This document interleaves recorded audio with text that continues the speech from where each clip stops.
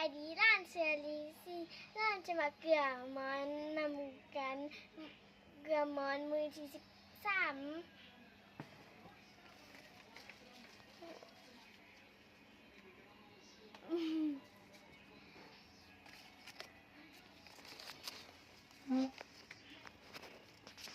ตัวมอนมันเป็นแนวได้ลูกเทียบใส่วันนี้วันที่12นะมื้อนี้เป็นแนวได้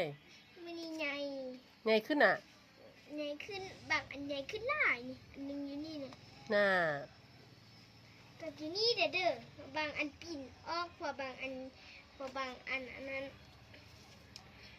มันไต่ขึ้นดิลูกมันไตมันไต่ขึ้นพอมันหิ้วเข้านี่ลูกอ๋อ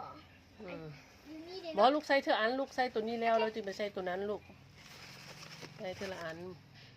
มื้อนี้เขามีใบมอนลายเนาะแม่นมีใบมอนลายเขาใส่ลายเนาะลูกเนาะใส่ลายโอ้บ่ใส่ลายลูกใส่มาพอดีแม่นพะละวะใส่อีกก้อนลูกใส่ให้มันปกเต็มตัวมอนเลยเพราะมอนมันมอนมันขยายตัวไว้ในมืออื่นแม่ที่ขยายโฮให้มันได้อีก1โฮเพิ่มขึ้นมาพะละวะแม่โดยใส่ตัวนั้นลูกใส่ตัวนั้นมอนใหญ่แล้วเด้อโดยบางอันน้อยบางอันใหญ่นี่อันนี้เข้าปีนออกมาเลยเฮ้ยตัวนี้น่ะลูกก็เคี่ยมันลงไหมลูกเอามือมาเคลียร์ลงค่อยๆโดยจับค่อยๆลูกจับค่อยๆออกมาจับมันบ่ได้จับค่อยๆนี่จับค่อยๆเป็น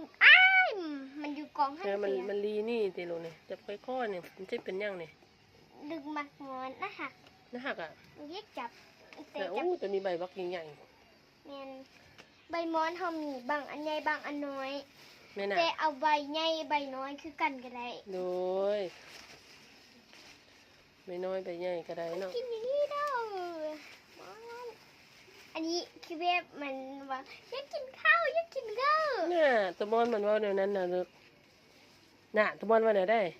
ตัวมอนคือแบบอยากว่าแบบนี้อยากกินข้าวอยากกินข้าวนี่บางอันปีนข้างอยู่เลยโดยลูกบ่ยานมาเห็นตัวมอนน่ะบ่ลูกบ่ยานลูกว่าน่าหักตัวใหญ่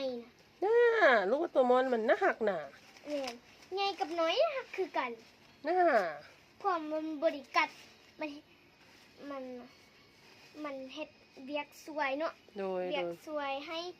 เฮ็ดสิ้นถึงป้ายน่าลูกมักตำฮูกบ่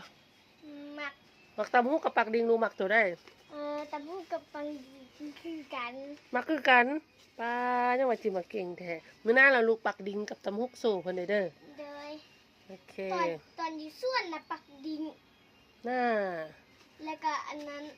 ต้องเอาออกพวกมีเอื้อยมาหลายๆคนเนาะน่า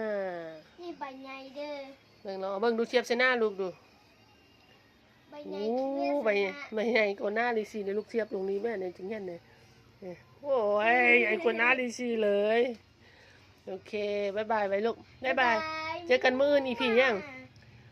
มื้ออื่นเจอกันมอนวันที่เท่าได้มื้อนี้13แล้วมื้ออื่นเนี่ย14เนาะมินิฮาร์ทให้ลูกค้าแดบ๊ายบายเนาะ